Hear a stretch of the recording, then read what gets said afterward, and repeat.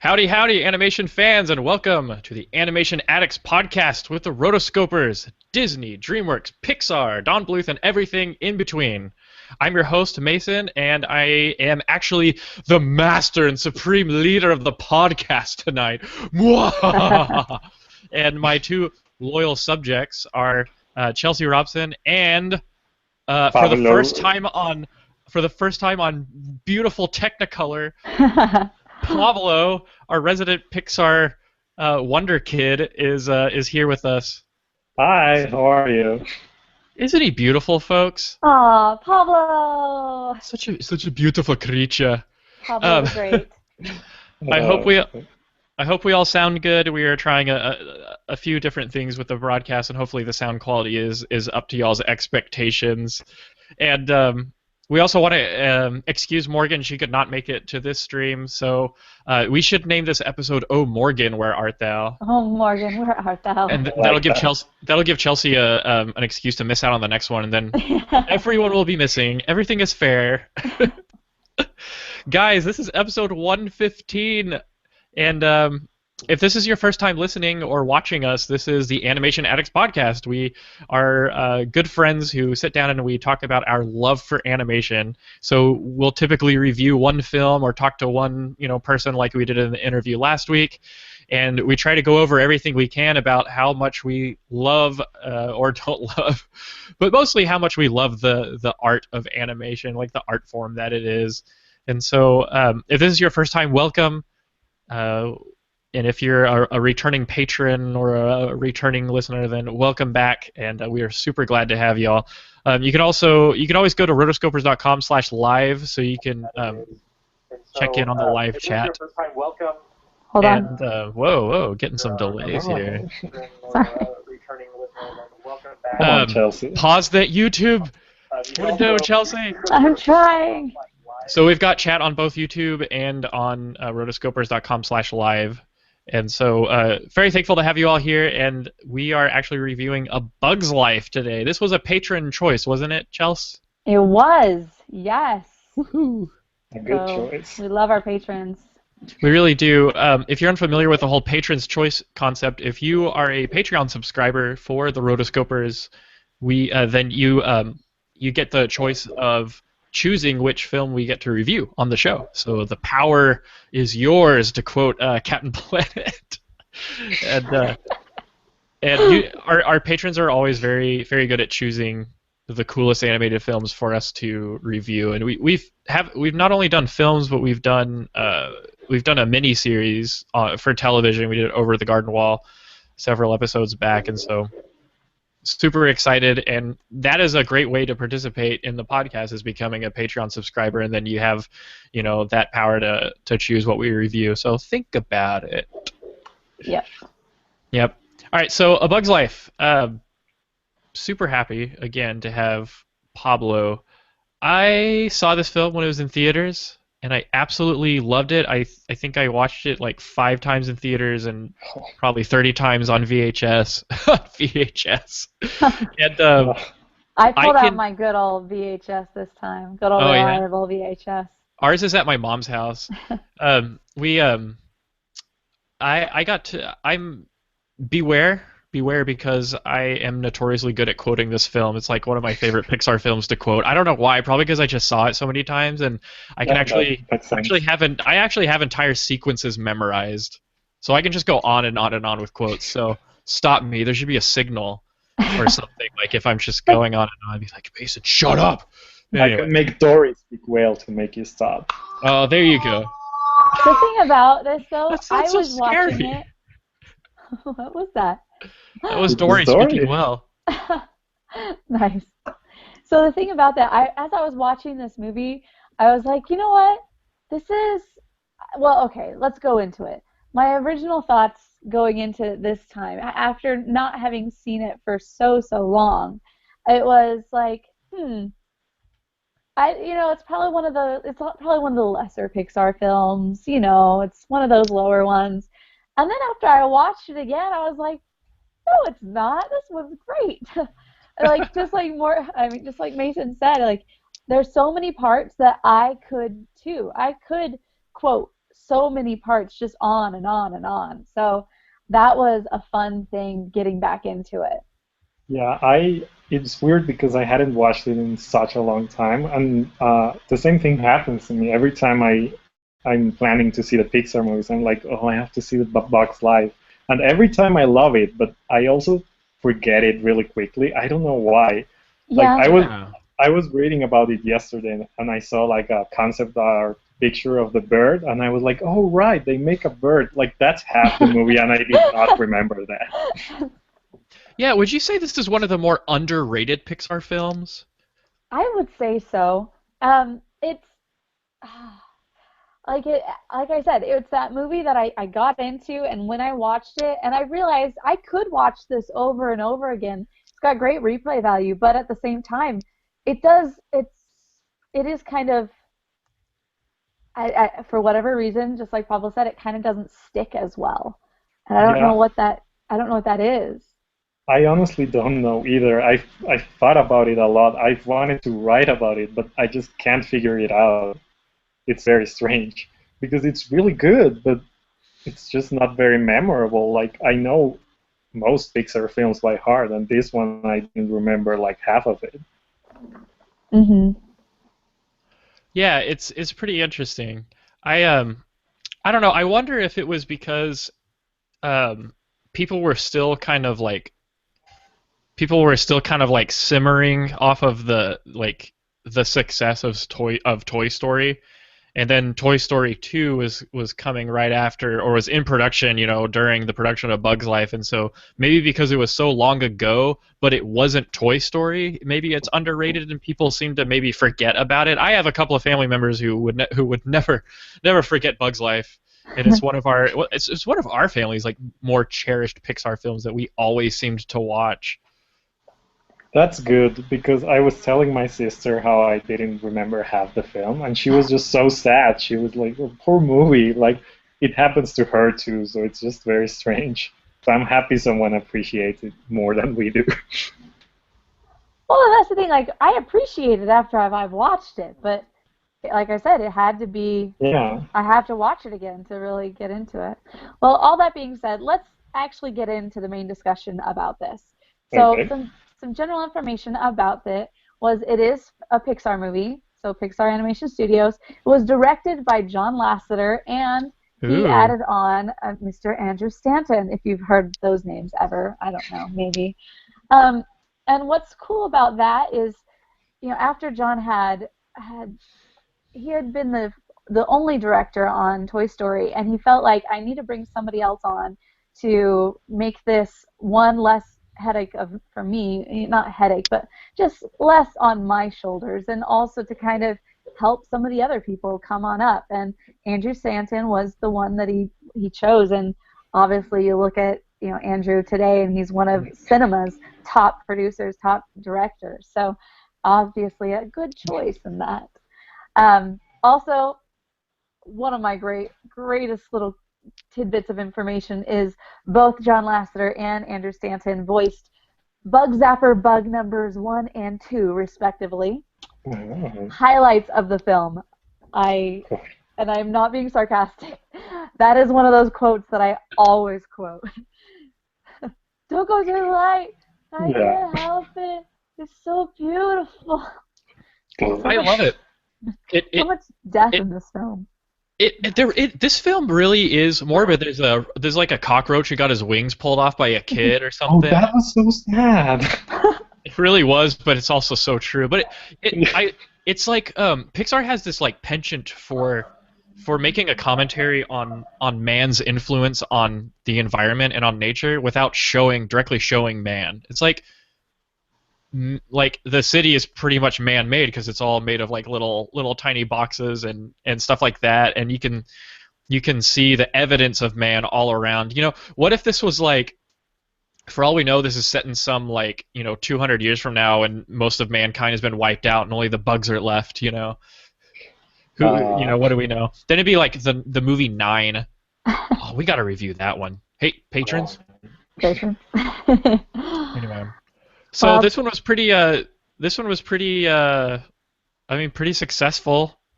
I mean, I felt like a lot of people went to see it and everybody loved it. Like you can always judge how successful you think one of these films are because when with the McDonald's toys.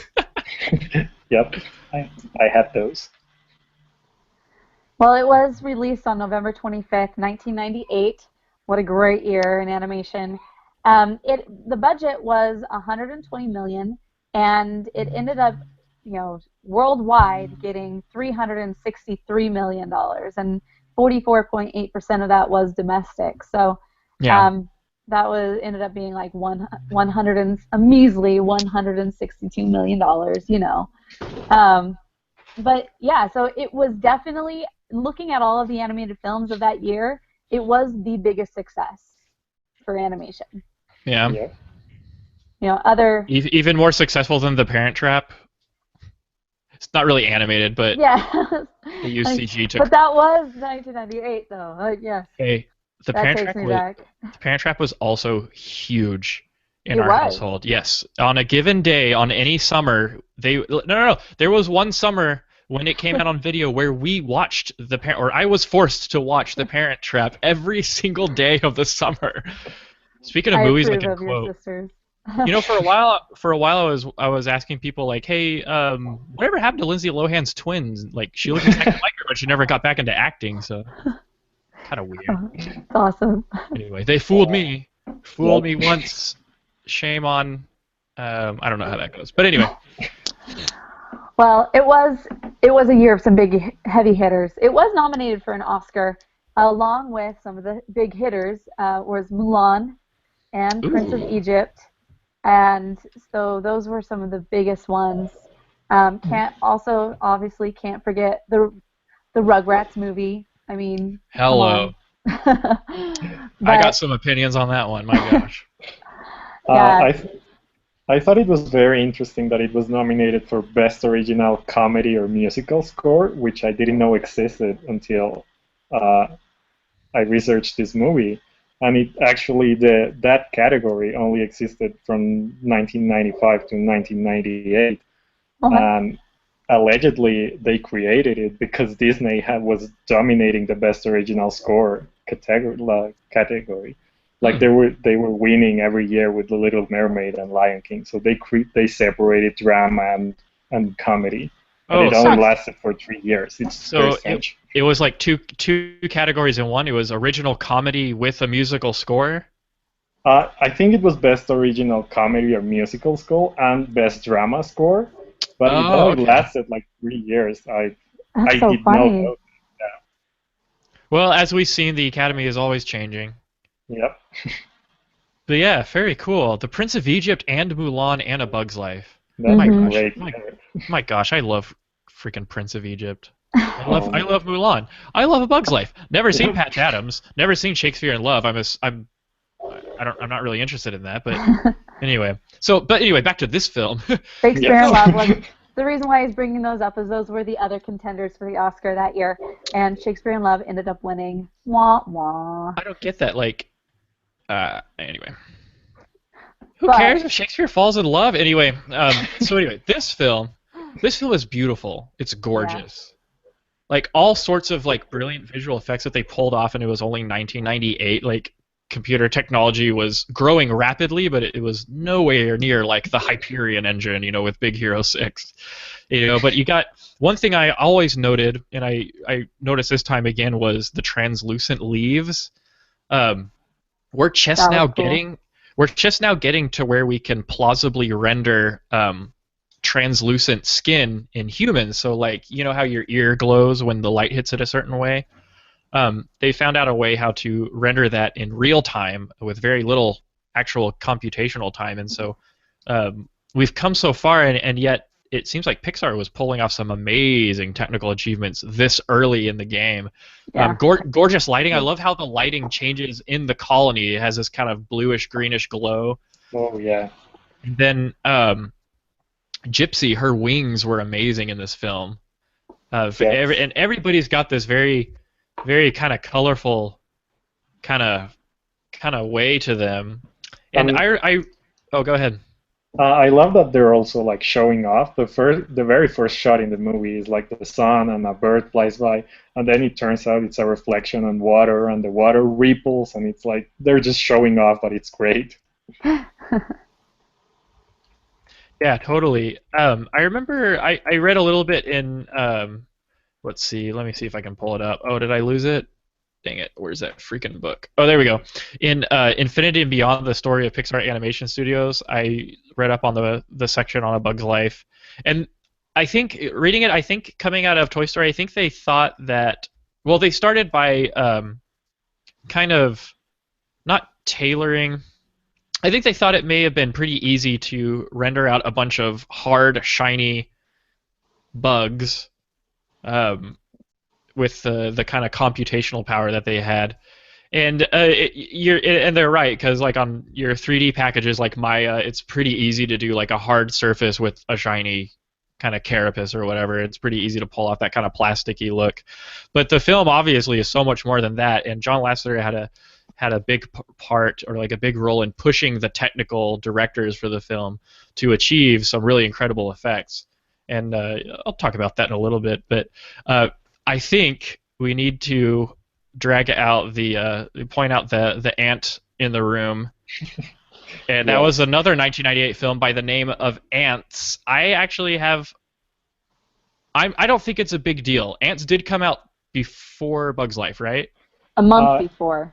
But I was reading... So on the surface, it looks like Bug's Life is actually copying Ants, but that's none of my business. Yeah, I was reading about it, and originally Ants was coming out in like spring of '99, but Jeffrey Katzenberg like offered huge financial bonus to the artist if they managed to get it out before A Bug's Life. Dude, so it was just... I have absolutely no problem with that. I love Pixar, but I also love DreamWorks. And if you look at Katzenberg's perspective, like coming out of Disney and starting a new company and wanting to prove something to like prove their worth to the world, like it's actually a pretty cool feat that they pulled off. But unfortunately, everyone will always compare Ants to Bug's Life and not the other way around. And I don't know. Maybe it's fair, maybe it's not, maybe it's totally irrelevant, but that's just the way it is. I think it's because Ants is just darker. It was. DreamWorks went for the PG rating of a show, and then, Pixar definitely went for the G rating, and so it's kind of fits with the medium at the time, and so it was a lot more palatable, I guess you could say, for those audiences. Yeah. But it was like there's just a lot of similarities. I mean, a common worker ant. Was it really that similar though? Okay, tell me why you think it's similar. Well, okay, so think about it. It's a common worker ant with a reputation of thinking too much, just embarks on a journey that affects his entire colony and begins a romance with the princess. Okay. So, and then you go in a lot like there's just so many things like I saw this video on YouTube that, I mean, can I just say I love YouTube videos, random people just putting these things together. It's like, thank you, man, for putting that together. But there are just so many times when it's kind of the exact same story except slightly different. It's the life of a bug. A Bug's Life. It's A Bug's Life. I don't know. If you really kind of boil it down, I guess there's some similar elements. Of course, like you're part of a colony, an ant colony. Of course, there's going to be the conflict of like, can the individual make a difference in such a conformist society? But they really push that kind of conformity in ants. Mm-hmm. Whereas Flick's conflict in A Bug's Life is a little more complex than that because, in a way, he did need to think of the colony before himself, but because like I don't think he was really thinking about himself though. I mean, he really had. I think there's a point when guys just can't turn it off. There's a point. Well, yeah, there's that too. I mean, there's multiple conflicts. Like Flick is a klutz who makes a huge mistake, and he goes through great lengths to prove himself and to fix his mistake, but he finds out that it was all not true, and instead of telling everyone that he made another mistake, he he ups the ante, kind of like Aladdin. He goes deeper and deeper down the rabbit hole. And then there's that iconic, like, you lied to me moment. You know, and there really wasn't that in Ants. It was more like one individual. It was like the everyman's struggle against powerful aristocratic forces that are trying to destroy a civilization from within or control one from within, rather than an external threat like the grasshoppers. So, I don't know. Maybe I'm waxing too philosophical, but I see some similarities, but I really think they're total. I really think in the end they're different films. They are different films for sure. And Ants is very dark. It definitely goes into that. It's got a real Julius Caesar vibe, you know, with the whole like the colony operates very much like the old Roman Republic, and there is a very like, you know, there is your Julius Caesar and your barbarians and your oh, who's the guy? There's the Brutus and Mark Antony and stuff like that. Like, it's all in there. And then, but I do personally find A Bug's Life more interesting as a story. It's more fun. It's more upbeat. But Ants is also worth a watch. Okay, that's what I was going to ask, because I haven't actually watched Ants, so I was going to ask you if you make it sound really interesting. So it's also interesting because like bugs like kill each other mercilessly. Like there's this great battle scene with the termites. Why they're at war with the termites, I don't know. They just are. And there's some really morbid kind of death kind of imagery there. Yeah, there's a lot of death. Lots of death. But Ants also has the antagonist that turns good in the end, which I love. I love that kind of stuff. Yeah. I just don't understand why. Like, Katzenberg knew Disney was making A Bug's Life, and I don't understand the choice to make a direct competition. Ah, man. Good question. And they do it again with Nemo and Shark Tale. Like, they're not similar movies, but they're like ocean movies. But do they? I mean, besides the fact that it's underwater, it's like completely different. Yeah, but I don't know. I remember people saying, like, another animated ocean movie. Like, people don't know if it's DreamWorks or Pixar. Like, at least not back then. And they were like, another one? It was definitely in vogue, and there were a lot of direct-to-video, low-budget films that were definitely meant to bank off of that. Mm-hmm. But as far as Shark Tale, I don't know. I kind of didn't like Shark Tale, but I kind of did. I thought it was kind of funny. It's just by that time DreamWorks had established its own like way of doing things, its own style, and I don't think they really broke from it until Rise of the Guardians and How to Train Your Dragon.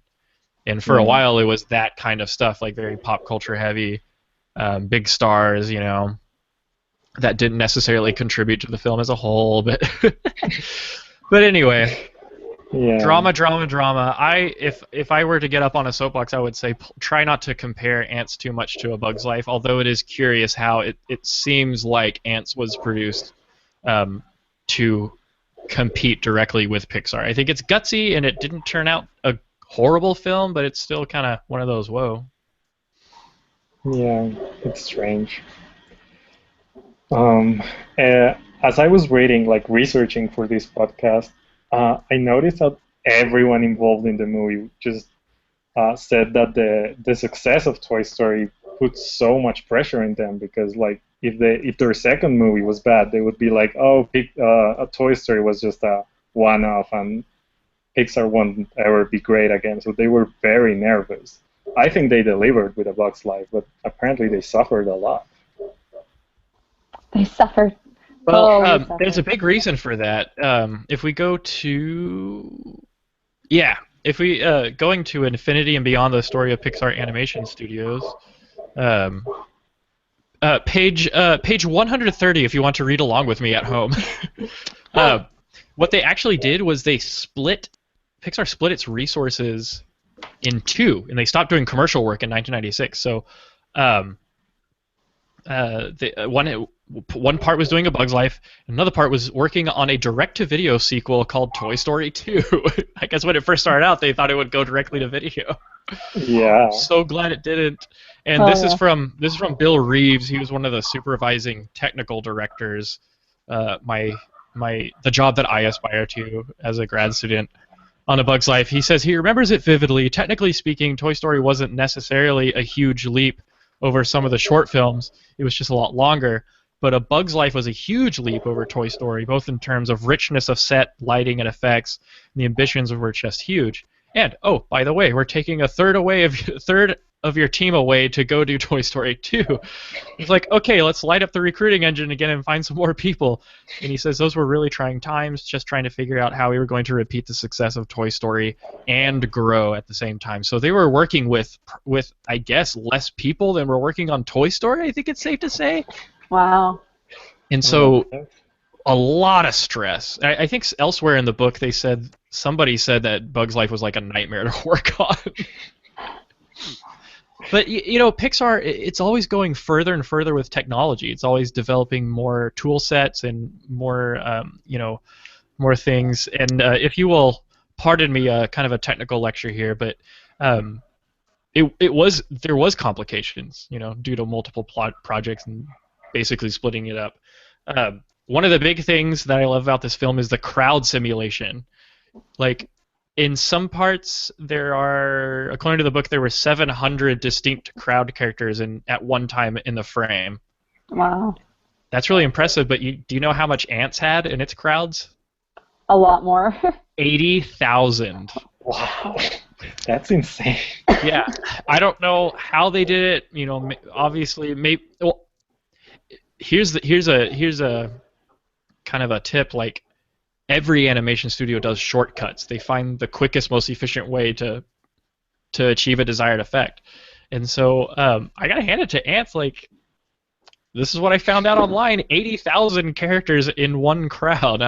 I kept going over. I was like, "Am I reading this right? Really, 80,000?" But that's what it says. That's crazy because in Infinity and Beyond, I read that the Pixar team said that they could only do 50, and then John Lasseter pushed them to get to 700. But 80,000. Right. That's another testament to how much of a cheerleader or a motivator John Lasseter is. But I hope I'm reading that wrong, because that's just amazing. And of course, for any of you who are who are lovers of animation but don't understand much technical stuff, it's complete madness to try to animate every single one of those characters. So what they did, they had about 430 shots with crowds, and they, after some pushing from Lasseter, the TDs or technical directors, they created the software that basically took a given extra, one of those ants in the back of the crowd or in the crowd, and they were pre-programmed to have a certain personality, like shy, funny, or aggressive. And so they had built-in animations, so they would assign their personality, and every personality had built-in animations that adhered to that personality. So like how they blinked, how they looked around, how they shuffled their feet, and how they shifted their weight, and probably stuff like how they ran or walked or laughed and stuff like that. Wow. And so any given one of those ants, they had little and no two were alike, so they had built into that software you could change the eye color, the height, probably the build, something like that. And so it was all personalized, but it's kind of a macro way of developing these giant crowds. And crowd sim is still a huge deal today. Of course, one of the biggest leaps forward was in Lord of the Rings with a program called Massive that was able to generate these huge armies of orcs and men and mer. And but this was a huge deal because, again, this was back in 1998, and it was only 20 years after computers read data through tape with holes punched in it. Yeah, that's really impressive and smart, like the personality thing. Oh yeah, that way, once you pre-program it, I'm assuming they had the little algorithms to tweak it to where it's a little different, but I think it's safe to say that no animator had to touch any of those ants, and they could focus on the hero characters, which is a technical term for the ones that are the main characters, the ones that will be in front of camera with the most detail. And the ones you're supposed to care about. The ones you're supposed to care about. Although I cared about the ant colony. I love when they do the big cartwheel, the giant cartwheel of ants. It's so random. And then they go and join the circus. Good for them. Yep. So the computing power to render Bug's Life, so that is to draw out every frame after the computer calculates all the scene data, it was 10 times that which was required for Toy Story, but the average frame only took 3 hours to render. Like, that sounds like a long time, but that's nothing compared to like some VFX shots in films today. Maybe it took 3 hours to render on the entire render farm. That means you take, several computers with and you combine their processing power. So I don't know if it would have taken 3 hours on one machine to render one frame. That doesn't sound right. So maybe it is pretty impressive that their whole render farm only took 3 hours. But it's just nothing compared to some VFX shots in films today. Return of the King set the record time for longest time it took to render one frame, and then that was shattered by Transformers: Dark of the Moon, which took like 120 hours to render a single frame.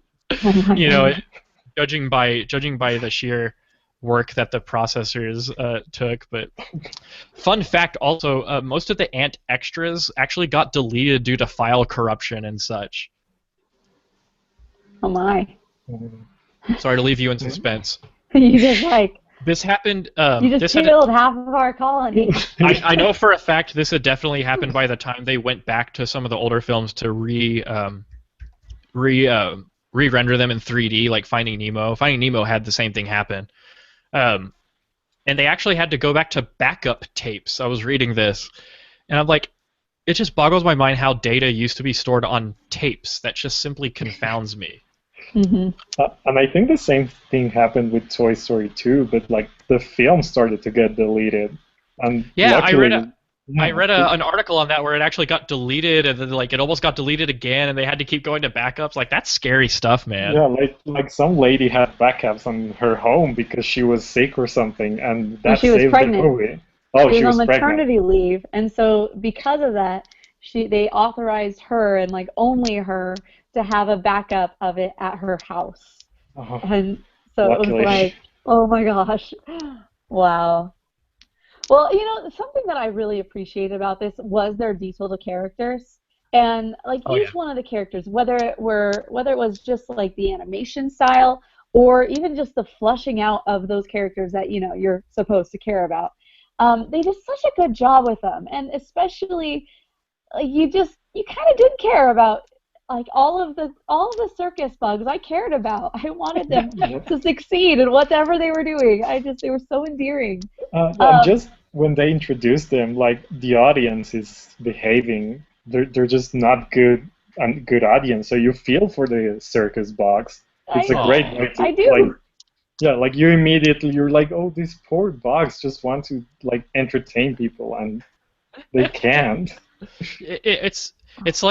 It's like they're not meant to do that. They're like, you find out by the end of the movie that they're heroes, and I guess the film kind of sets up, maybe they're meant for something more, but it's not like they're like Hiccup where they're like, I want to be something more than a Viking dad, but there's never a point where they're like, I want to be more than a circus bug. No, they just want to be circus bugs, and they're not even good at that. I only got 24 hours to live, and I ain't gonna waste it here. Oh my gosh, so great. Here's a question for you. When the VHS came out, they actually had 5 different covers. Oh, yeah. So they had Hopper, Flick, Dot, Francis, and Heimlich. Oh, Heimlich. Now, I had the Flick version. I had Dot. You did have Dot? Yeah. I had Flick too, so... Really? Yeah. I think they made more of Flick, honestly. But I feel like I really want to meet somebody who, at that time, in that time period, like when it first came out, that bought all of the VHSs. Like, I'm sure there was somebody that was like, no, this is gonna be big. I need to have all 5 VHSs, and I just think that'd be really funny. Hey, we were in the 90s, and 90s were all about collecting, Beanie Babies, Furbies. Gotta catch them all, all that stuff. Except who would buy 5 copies of the same VHS tape? That's what. Exactly. I have a question though. Have them all. If you were buying those today, which one would you choose? I would get Hopper. Hopper's awesome. I would get Heimlich. Yeah. Oh, Heimlich. Heimlich? Oh. He's just so funny. I am a cute little bumblebee. I love that part where he's like, oh, candy corn. Let me help you to finish it. You know, in That was the actually go for it. in the Pixar website, there's like behind the scenes stuff, Hmm. and you can actually see the pitch meeting where Joe Ranft pitched that very scene. It's awesome. Oh, Well, really? Joe Ranft was Yeah. actually the voice of it, and they Yep. said that after a while they were like, "Yeah, that's probably one of the most endearing parts of this scratch tape is Joe Ranft's version of Heimlich," and so they just kept it. I was like, "Good choice. I Yep. liked that." Very Yeah, good man. choice. So, um, when you're starting out and watching this movie, the thing that pops out most to me is definitely the music.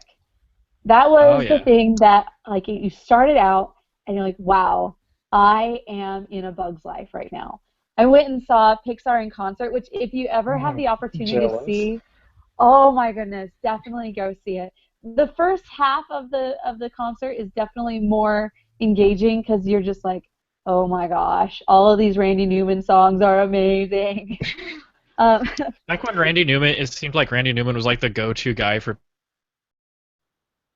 you did most of their first ones, but he was, oh my gosh, so iconic.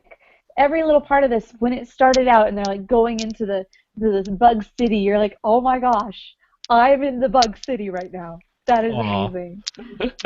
Yeah, I I, barely remember the movie, but I remember the music perfectly. Like it's just so good.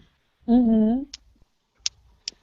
So 2 thumbs, way, way up for him. Yeah, and it's I'm really glad that the music ended up so well. Yay. Oh, definitely. Yeah, I do love it. It's very like adventurous and upbeat, you know, Mm-hmm. and Yeah. it is very happy. And one thing I remember is that I seem to remember very well is the castle intro that's now fully 3D and stuff, and it does that kind of Pixar fanfare. Uh-huh. Yes. And then I remember at the very end goes and it does like this kind of cool like snare drum, high percussion, and it's like, whoa, yeah, this is gonna be great, and Uh, that's so nostalgic for me, like hearing that thing over and over, and yeah, I did not remember that, and when I put it in today, I was like, oh my God, I forgot about this music and this Disney intro. It was yeah, yeah, great.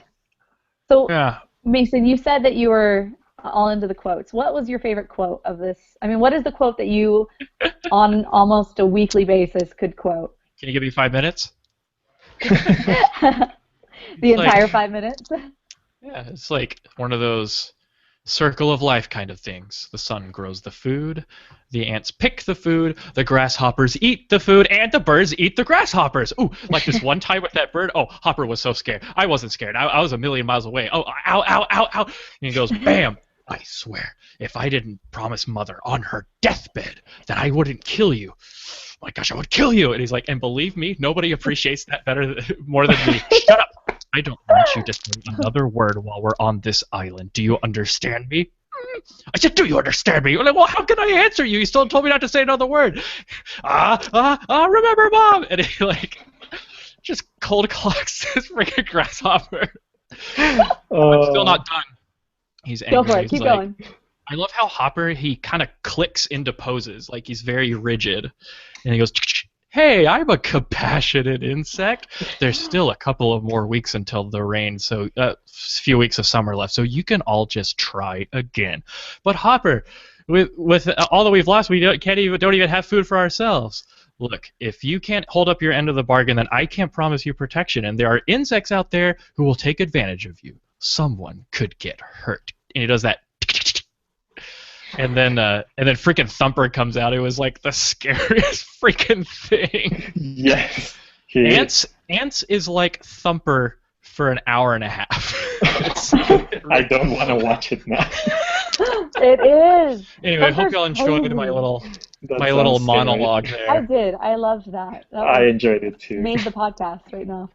See, okay, going back to Thumper, I liked at the very end when they bring out the outtakes and you have Thumper, and he's like, Oh. how did that go? I mean, really, I don't feel like I was really into the character. Maybe I should try again. Like one of those super. Oh, he's like, I'm sorry. I just don't think I'm coming across. I know. I'll lather up a bunch of spit. Ooh, that's good. Okay, one more take. Oh, yeah. It's like, are you saying I'm stupid? Yes. Oh, I love Julie Louis-Dreyfus. Yes, she's great in this. I really don't think there was a voice actor who was out of place in this film. They just worked because the They're dialogue all was so amazing. natural. Kevin Spacey especially, like I loved his Hopper. He's just so scary. He's great as Hopper, horrible as Lex Luthor. I'm sorry. Well, but yes, Hopper, he's great. Let's stick with his good points. Yep. Also, I noticed that a lot all of them though emoted really well. Like all of them felt like they were actually the actual like character. Oh, and did you realize Hayden Panettiere as Dot? What? Yeah, I was like, what? She was so little. And she's adorable in it. Like Dot is so sweet. Yeah, Hayden Panettiere, she always does a really great job at everything I saw her in as a kid was really great. And then even now she does a really just great job. But it's just like I never would have put those two together. Yeah, me neither. Then going back, it's like, oh, okay, that's cool. And I noticed a lot of the cast return to future Pixar movies. For example, Richard Kindle, who voices Bing Bong, was in this movie too. Mm-hmm. Bing Bong. I love Bing Bong. Yes, who doesn't? That's cool. I don't know who Hayden Panettiere is. Sorry, guys. I don't watch Heroes. Oh, okay. Well, what was she in? She's been in a lot of stuff, but one of the other ones that you might remember her from was Remember the Titans. She was the little girl. Scream 4. I remember that one. Yeah. Well, yeah. Just kidding. She's also on the hit TV show Nashville. Oh, Nashville. Is that really what Nashville's like? No, but I mean, it depends on the circles that you run in, I'm sure, but it wasn't like that for me. One of my favorite quotes in the film is, can I remind you of Flick's tunnel within the tunnel project? Took him 4 weeks to get them out, or something like that. That was really funny because it was actually quoting, not so much quoting, but kind of like a joke made in reference to Steve Jobs when he did his store within a store approach for the Apple Store. So for his hand gestures, going back to what you were saying about his hands and everything, to how Steve Jobs would talk. And so he would always he is say a great motivational speaker. He's a great motivational speaker, isn't he? He's quite the motivational speaker. Oh, I wonder if I can do that one. Maybe later. But anyway, that is a great speech though, and that's such a funny part of the film where they're all in this like sombrero that's filled with water, and like all the grasshoppers are like drunk and stuff and singing and carrying on. He's like, we might as well be sucking. Hey Hopper, you got a minute? Go away. Fine, I won't tell you about my idea. Good. Okay, I'll tell you anyway. Oh, so good. Axel and Loco, they sweet talked me into it. I got confused. I like how, I've looked at villains a lot lately and kind of how do I believe them? Do I know why they're doing what they're doing? And you look at Hopper, and he really is just, in essence, he's a jerk. Like, that's just who he is. I would say he's a jerk, yes. On top of that, like, his main reasons, how they go about sharing, like, no, we have to go back. We have to do this because this is our way of life. If we don't, then we'll actually have to work for a living. I mean, that's motivation. Yep. I mean, totally. Okay, and correct me if I'm wrong, or let me know what you think about this, but I actually think he has a lot in common with Lots-O Huggin Bear. Spoiler alert for those of you who haven't seen Toy Story 3. But he intimidates he turns out to be the bad guy, of course, but you learn that he intimidates others and he controls them using fear. That's the power of fear. Because he's afraid himself of like losing his place in the pecking order. And so when Hopper says it's not about food, it's about keeping those ants in line. That's why we're going back. I wonder. I think that's his like dual motivation. Obviously, he wants the food so that he wants them to stay in line so that he can have the food, and then everything just remains the same. It's basically this mafia protection racket. He's got going very advanced. It's very interesting because they are very similar, but Hopper is like really scary physically, whereas Lots-O is just adorable. So I think if I had to choose, I would choose Lots-O simply because of that contrast. Yeah. Like everyone before the movie came out, everyone wanted a Lots-O. I have one, and then it's like, oh god, I hate him. How many kids brought the Lots-O Huggin Bear plush to the theater? You know, I wonder if that happened, and then through their film they're like, that's so sad. Monster. You monster! Throw away. Oh, so sad. I wonder if that really happened. Oh. I'm afraid of my dolly, Mom. You know, this and, you know, of course, they get the circus bugs to be their protectors. And obviously, the film was probably inspired by like Kurosawa's Seven Samurai, which inspired Magnificent Seven, which inspired the Three Amigos. And well, it's a great story, you know, a ragtag, you know, group of misfits who have to repel a horrible menace. In fact, I see a lot of Seven Samurai in this one, but are there 7 circus bugs? Okay, if you take out P.T. Flea, there's the Mantis, there's Gypsy. Gypsy, come. Stage is the other way, dear. Yes, of course. Francis, you're making the maggots cry. Slim, and then there's Tuck and Roll, and then there's Heimlich, and then there's Rosie, so that's 8, and then P.T. Flea, so that's 9, so it's not quite 7. But you can think of Tuck and Roll as one character. Yeah. So there's our 7. There's our 7 bug samurai. I love their little made-up language. Yeah. The character drawings of those were actually inspired by a drawing that Andrew Stanton did in the second grade of 2 bugs. Old Andrew Stanton stuff, man. Like that's classy. Yep. Oh my gosh. Going back to all of the funny punny jokes. That was the other part that I really appreciated about this movie, was that all of the bug just jokes that they just threw in, like the La Cucaracha song that everybody always knows, La Cucaracha, La Cucaracha, yeah, da da da da da. Yeah, nobody knows it. But it's so catchy that everybody knows that part. And then there's a part in there when they go into the like bar scene of when they're in the city. Oh, you can hear in the background them playing Itsy Bitsy Spider on one of those ragtime pianos. Oh, that's pretty good. I was like, I appreciate that. There's like 2 mosquitoes, and one of them orders, and he's like, "Hair of the dog I beat." I thought that was really neat. The what? He orders like "hair of the dog I beat," you know, instead of "hair of the dog that bit me." Oh, there we go. Hair of the dog I bit. Oh my gosh, that totally flew over my head. I just got the Bloody Mary joke. That's pretty good. Hey, I said no salt. Oh, poor dude. Yeah, that'll kill him. Yeah, I found that out. Yeah, that could kill him. Before we recorded, I was like, oh no. I didn't mean to. He's only supposed to be ticked off like in the movie. Anyway, didn't mean for it to go so far. Let's see. Boy, we're kind of jumping around here. We really are. It's all good. That's all right. That makes for a good episode. I thought the character design was really good.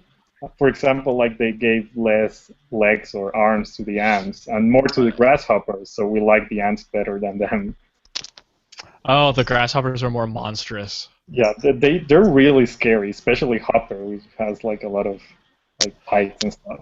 What I really enjoyed about this film was the nuanced animation, especially of Hopper. Like even when he blinks, his head twitches. Like he's very much like a machine or a monster, kind of like Alien, you know, the Ridley Scott film.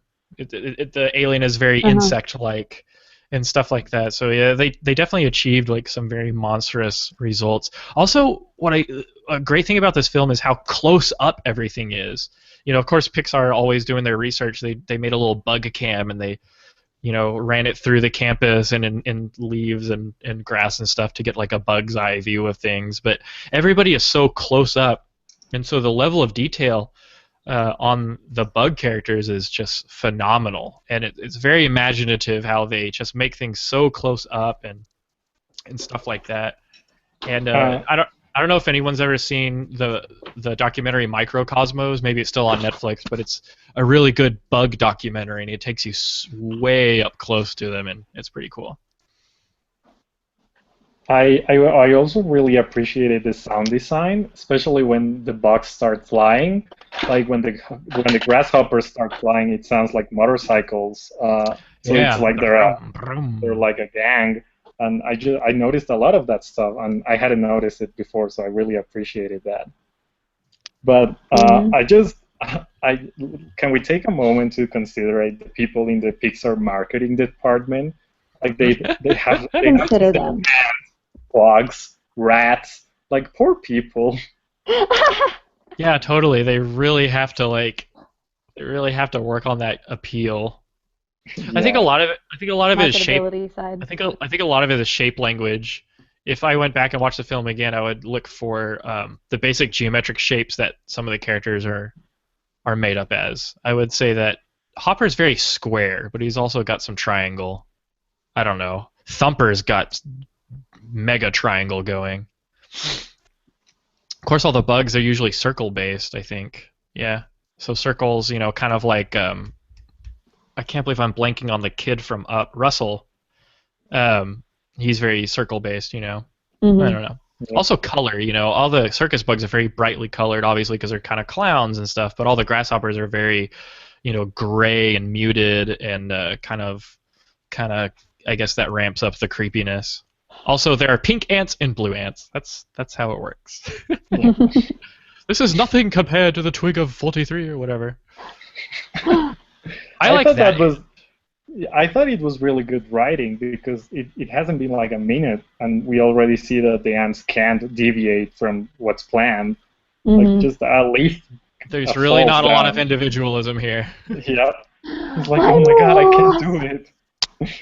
Even with all these great inventions that Flick invents, you know, that could make their life so much easier. I know. My, yeah. Princess, aren't you looking lovely this morning? Of course, you don't need a telescope to see that. Oh. See, yeah, I'm going back to what Pablo said. Is the writing in this was really, really good. I mean, the characterization, helping you understand the story without having to tell you the story. You know, without showing you these details. Oh, the ants don't know how to do anything for themselves, but Flick was so different. And then looking at all of they did such a good job of just showing you, and you got the picture right away. Yep. We actually, Morgan and I just reviewed the book Funny, which was all of the shorts, not the shorts, a bunch of gags from the just Pixar the gags that story the artists, yeah. Yeah, and it's just looking through that really helped me appreciate all of you have to be able to get a joke across in 1 or 2 frames.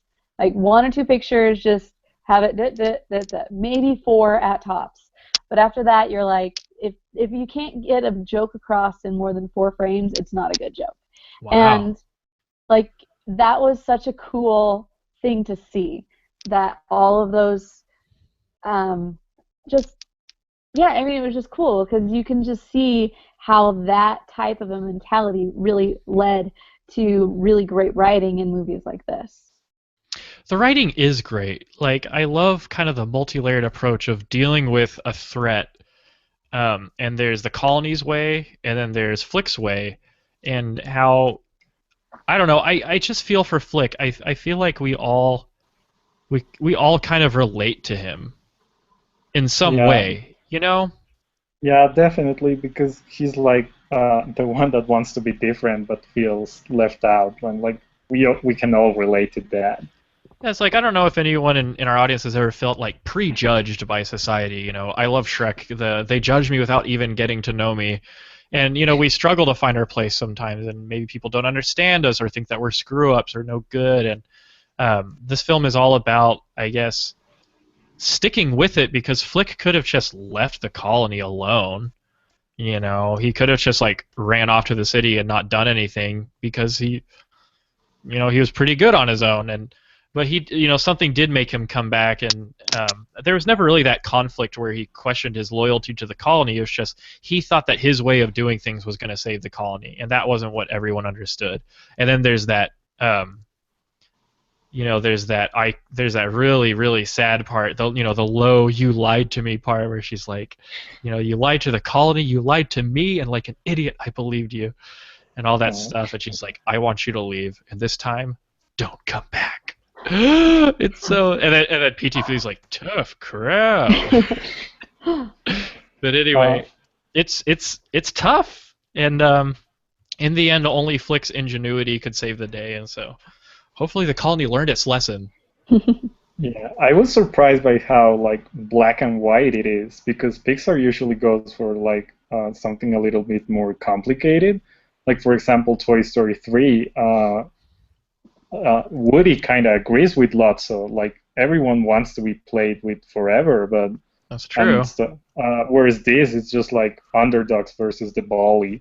So I thought I was surprised by how black and white it is, and I wonder if that plays a part in how forgettable it is. Like it's really good, but I don't know. Yeah, I don't know. It seems like it has all the essential ingredients of a really successful, memorable Pixar film, but for some reason, like obviously there are listeners and animation fans who really love this film and set it apart, but I really think it's gotten overshadowed over time, and so I mean it's definitely worth watching again. Yeah, one of my writing instructors always said that when you enjoy a movie but kind of forget it afterwards, the movie gave you what you wanted, but nothing you needed. Do you think it's the case with this movie? Whoa. It's the Pixar film that we deserve, but not the one it needs right now. That's totally unrelated, but I get your point, Pablo. That's really interesting. While I am a firm believer of guilty pleasures, I don't think this movie qualifies as one because it really is high quality. Yeah, I struggle to understand why I don't remember when I know all the other Pixar films so well. Huh. I don't know, man. Strange. Well, I mean, it's one of those movies that you just, I don't know. This is one of those. If anybody is out there that you think you know why we keep forgetting about it, please let us know. Please. Well, they're like Bugs Life fanatics because you're jerks. But anyway. Yeah, I struggle a lot to understand my feelings towards this movie, and in doing my research, I found the first quote ever that gets close to explaining how I feel. It was from the Entertainment Weekly review, and the quote is, "A Bug's Life may be the single most amazing film I've ever seen that I couldn't fall in love with." Whoa. That applies to me because I have to be honest, I don't love the movie. I think it's really good and I really enjoy it, but I don't fall in love with it like I do with Monsters, Inc. or Ratatouille or any of the Toy Stories. Yeah. All right. Well, should we I think we've talked a lot about this film without even going into the story of the film. Yep. Well, just one comment. I love the ending. There's this like climatic, chaotic battle. So scary. The rain is terrifying. So and it totally makes sense. It's like, oh yeah, bombs. that's what rain is like to ants. Yeah, I was really scared, and the bird attack is really exciting and also scary. Hopper's demise is really horrible. That's so creepy. Yeah, if this film doesn't make you afraid of Go ahead. This is the first film Pixar did where, well, I mean, it was only their second film, but it it was the first time that they had actually killed the main antagonist on Yeah, screen. there should have been a. They should have killed Sid. Should have killed him. Should have killed him and then written in his blood on the wall. That's why you are nice to your toys. We toys can see everything. Anyway, that's pretty morbid. That's how it should have ended. Yeah, right. But anyway. Who else dies in Pixar movies? Syndrome also goes away memorably. Syndrome blows the That crap one's up. pretty. Mons falls to his death. Yeah. Months? Months. Yeah, and I guess Mordu dies. I don't know if he's the rave villain. I don't know if he counts as a villain. The villain is herself, is Meredith. Yeah, exactly. That's more Pixar. Pixar doesn't really do villain, like they've done it a couple of times, but they usually have like antagonists, and it's usually the protagonist itself. What if in every Pixar film the villain died? Remy's like, I know how to get rid of that pesky food critic. Just rat poison. He's got like chloroform. He's just like telling Linguini to put it in the thing. Yeah. Linguini's like, I don't know about this. Trust me. Or it's like, I don't know, Wall-E. I don't know. It would betray Wall-E to suggest that they like kill off people in the films. But there's no real. I mean, there's kind of an antagonist in Wall-E. It's Man. Man is the antagonist. Yeah, I guess if you have to pick one, it's the ship's pilot, Auto. Oh yeah. Yeah, but it's like, yeah, they usually do antagonists, not villains. Yeah. Mm-hmm. Should do. Well, and then this is the first film that they did the bloopers. I love them. I miss them. Why aren't they doing that anymore? I feel like the animators either had a blast with those bloopers, or they like totally hated them because like deadlines were looming and stuff. But I felt like this would have been a really great way for animators to just blow off some steam, you know? Yeah. They did this in this movie, then Toy Story 2, then Monsters, Inc., and that's it, right? Huh? Yeah, I don't remember him after that. Yeah, I think Monsters, Inc. was the last one. Oh yeah, with the bloopers, it had kind of bloopers because they went way down the rabbit's hole with that musical that they wanted to write. What a night for my mom to be in the audience. And then Toy Story 3 and Inside Out do the same thing. It's not bloopers; they're just jokes, and extra they're great. Stuff. Yeah, what I loved about the bloopers is that it really made you believe that these were real characters. Because they mess up just like real actors. Hey, like, what if they were all like, what if they were all actors on the payroll? And also, Woody shows up at the end with the marker card at the end. Yeah. I liked the Cars ending credits, where they do all the Pixar films as Cars. It's like, wait a minute, these are the same guy in all these pictures. What kind of cut rate show is this? Oh, I didn't remember that. Yeah. I don't know. But I do miss the bloopers. They were really cool. Yeah, they were really funny. The Toy Story 2 ones are brilliant. I think those are my favorite. They're so funny. Where Woody and Buzz keep pranking each other. I love when all this stuff Mrs. Potato Head is just like stuffing into Mr. Potato Head and just like... Why, for the monkeys, of course! Just... Get my agent on the line. That's pretty good. Let's see. We can't close this episode without talking about, is it Jerry's Game or Gary's Game? I'm so bad at pronouncing. Yeah, Jerry's Game. I don't know, but it's one of my favorite Pixar shorts. It's one of the most creative Pixar shorts, in my opinion. Yes. Yeah. It's so good. It's got a brilliant... It's not even a twist because you know what's happening the whole time, but just the entertainment is from how this guy snaps between two characters and stuff and how he wins. And then the payoff at the end was fantastic. Yes. With the teeth. I mean, that was just fantastic. Of course he would be playing for his team. Yeah, it's so good.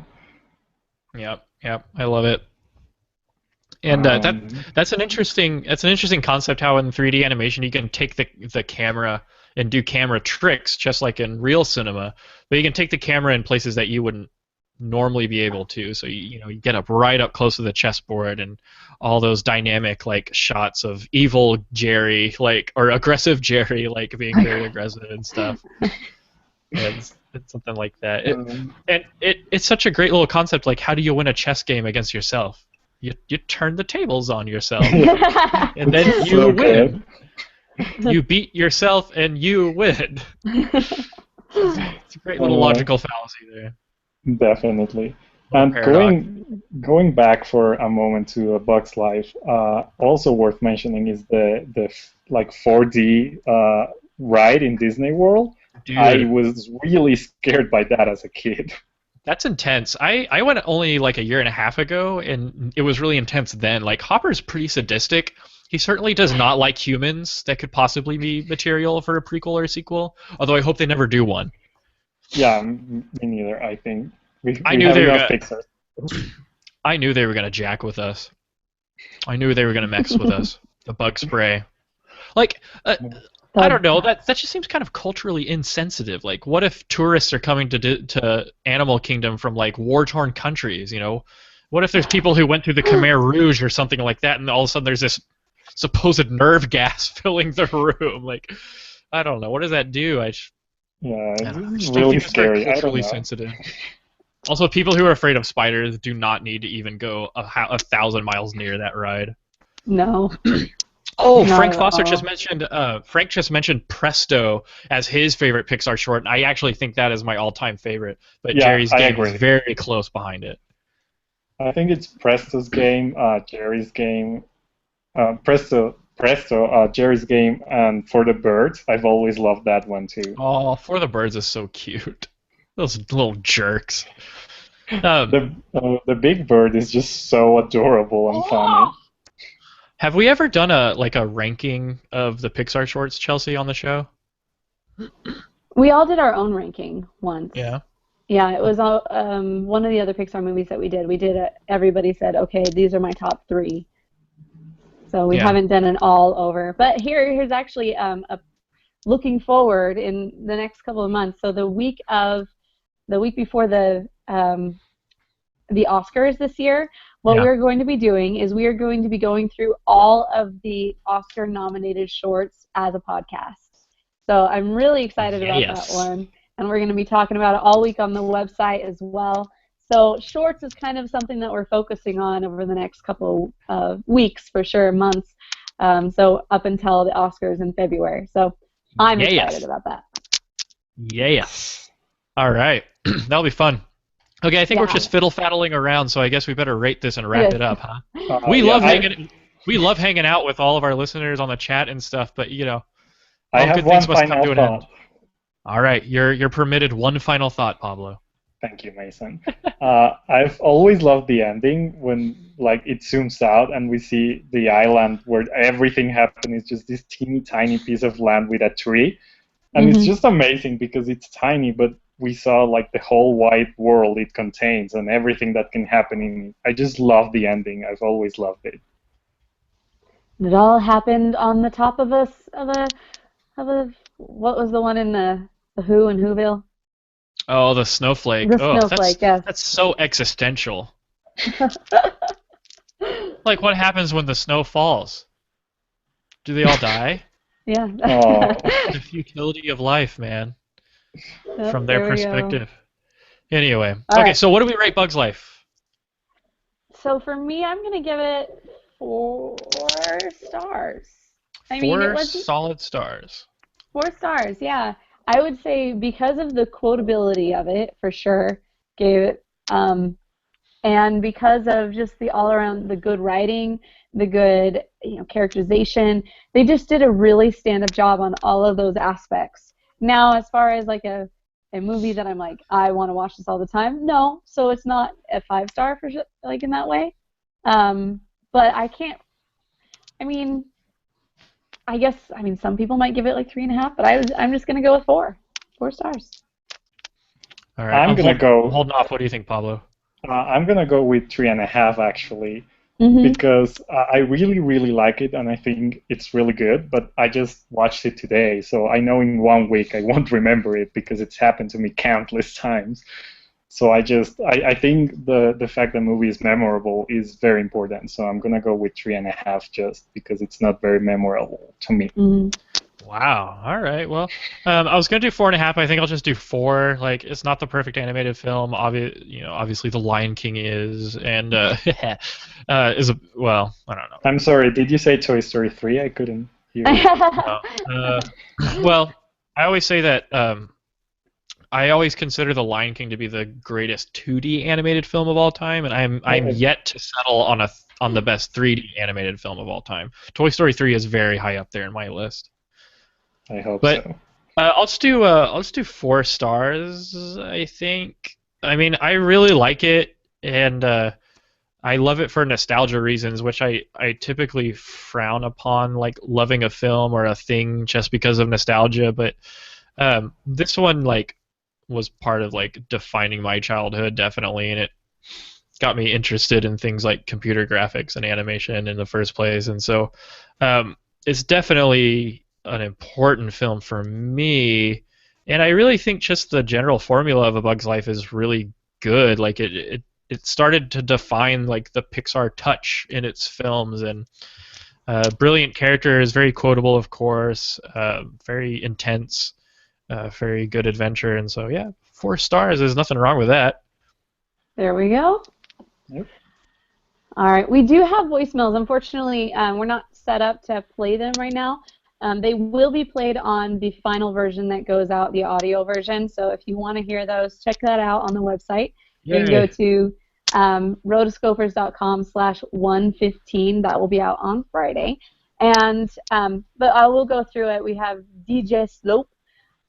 Basically, he said that he likes the movie. It's not the best, but it's a good one. Didn't think it was fantastic when he was younger, but thought Heimlich was annoying. What? Heimlich is great. He's the greatest. I know. I liked Heimlich too. All right. He said it was. He's also said it was better than Ants. So, Well, Bug's Life is better than Ants. Yeah. And then Mark came and he wanted to know, name a movie that you like the most that people do not like. Oh. Name a movie that I like the most that people do not like. Yeah, most people It'd don't be like animated this, or live action. He does not specify, but I'm guessing animation. I love the first Transformers movie, and people have probably heard this before, but I get a very spiritual message out of the first Transformers film. Everybody laughs, but that's just the way it is. What's an animated film that I like that not a lot of people like? I love Shrek. I love Shrek with a passion. Shrek is love. Shrek is life. For me, a movie that I grew up, can't go wrong with Rock-a-Doodle. Rock-a-Doodle. I love me some Rock-a-Doodle. Mark Brown, name a guilty pleasure animated film. All right. So that's what he meant apparently. So okay. Something that is generally regarded as bad. I don't really believe in the concept of the guilty pleasure, but I know what you mean. Kind of like how I have almost every Japanese-produced Godzilla film ever made on video. I watch them regularly. Animated film. Let's see. TMNT, but I don't think that's a bad animated film. I don't think it's a guilty pleasure. I don't know, probably like Santa Claus is Coming to Town or Rudolph the Red-Nosed Reindeer. Like, those are so old, but I love them. Yeah, I agree with that. Yeah. Or A Year Without a Santa Claus. That one's definitely something you should watch. Have you ever heard of The Easter Bunny is Coming to Town? It's terrible. I would assume. Yeah. All right, so anything else? I think we've... All right, so 3.5 and 4, I'd say that's pretty good. I mean, Bugs Life is a good film. We love it. Yeah. Mm-hmm. Right, Thank folks. you guys so much for coming in. Yeah, absolutely. This is about all the time we have. And again, we want to thank Pablito, El Gran Pablito, for coming to us live and bestowing his Pixar wisdom on us. Always a pleasure to have you. Always a pleasure to talk to you and to everyone. So I hope you invite me back soon because I really enjoy this. Yeah, we'll see about that. Let's see. Yeah. Okay, okay, we love posting like extra links and stuff and like summarizing the show notes and stuff for the episode. So to access all that, you can go to rotoscopers.com/115, and that's how you get to this episode. So Bugs Life 115. So be sure to comment on that website, comment on the YouTube, comment everywhere. We love your feedback. Give us your reviews, give us your thoughts and your opinions. And if you want to tweet about this episode, you can use the hashtag #AnimAddicts or #AnimAddicts15, so 115. And that way, we can all discuss the episode. We'd love to hear. We got some really good suggestions on how to improve the audio quality, and we're working on those thanks to listener feedback. So we really love you guys for that. If you want to leave a voicemail on this wonderful podcast, you can go to rotoscopers.com/voicemails to leave one. And also, you can call us at 406-646-6575. And like we've been saying, like we wouldn't even be doing this video format without our patron subscribers. So make sure to go to rotoscopers.com/Patreon to learn more about being a Patreon subscriber and learn about the awesome perks and all the like cool secret stuff that you get to access. Mostly it's greater access to us. And we all know that you want to be our best friends, and we want to be your best friends. So let's work something out. Let's deal. But really, the perks of being a Rotoscoper Patreon are great, and but most of all, we really wouldn't be able to be doing this in this format without y'all. So thank you so much. Rotoscopers.com/Amazon to support us through our Amazon affiliate link, and then you can also support the show by getting your Audible free trial, which is like the number one resource for audiobooks. You can go rotoscopers.com/Audible, and then we have a store, rotoscopers.com/store. You can get the Roto t-shirt, stuff like that. And so please, if this was your first time and you enjoyed what you're listening, then subscribe to us on iTunes. That way you can always get synced up with the latest episodes. We're also on Stitcher Radio. And please leave a review. Yes, we are running a big promotion right now. What's that promotion? Let me tell you. Okay. So for anybody who either writes a review, if they've never written a review on iTunes before, if they write us a review, take a screenshot of it and send it to our email, contact@rotoscopers.com, then you will be entered in the contest to win a free art book. Holy cow! Like the one that we already have, or can you just pick it out? Like, we will order you an art book off of Amazon, basically. Any of the ones that have been anything that's like in print right now, we'll basically take your pick, whichever one you want. So we can't do like the Art of the Godfather that's like $40,000. No, right now. No, we're not going to do that. But printed like 10 of them. In print, we will definitely do. And if you've already left a review on it, you can update your review because you are able to do that. So go ahead and update your review and take a screenshot, send it to our email, and you will be entered in to win. I mean, come on. Take 5 minutes, whatever. You could win a free art book. That's awesome. And even if you don't win the free art book, you will still be helping us, your friends, be more recognized and help other people find us on iTunes. Yeah, I don't know if you not to brag or anything, but I'm pretty sure on iTunes we're the top-rated animation podcast, and that's definitely feedback from our listeners. We love you guys, and of course, get involved with the community if there's anything we can do to improve or any suggestions you'd want to make. Like we're very personable with our community, and I always consider you guys friends more than fans, definitely. For sure. All right, check us out on Hypable and Animated Views, and we're all over social media: Facebook, Twitter, Instagram, Tumblr, and of course, since I am podcast master, you can see my Twitter handle and my Instagram handle, for that matter, down here.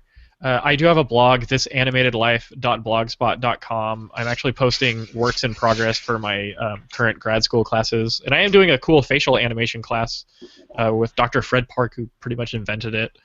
And so check that out. And my portfolio site just got redone, so masonsmithportfolio.com. If you are an industry professional and want to give me a job, then check out masonsmithportfolio.com. I promise you it'll be worth your while, I hope. I just updated my website, too. It's got a whole new redesign. Pretty awesome. Do you have any more songs? Yes, I actually do. I have. Because I'm getting kind of tired of listening to I Got Rich over and over. Well, I'm just now kidding. I added some Spanish songs in there for you. So. Ah, muy bien. No Portuguese? Not yet. I haven't gotten there yet, but I do use some of the older stuff that I had.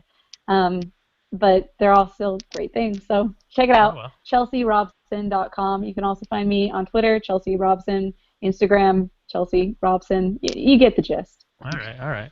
Well, you can actually, speaking of Chelsea, you can check her out on at Chelsea Robson, like on Twitter and Instagram and stuff. Do you have Periscope? I want to do Periscope so bad. I do wish I had have a better Periscope. I haven't done it for a little bit, but sure, I'll do it again. Yeah, that stuff's great. And then at Pablo RV7, if you want to reach out to Pablo on Twitter. Oh, look, hey, he's got his own title card. He's got his own little thing. Well, you gotta say something. I totally improvised it. Well, keep talking, because hold on. I am the master. I will put you up first.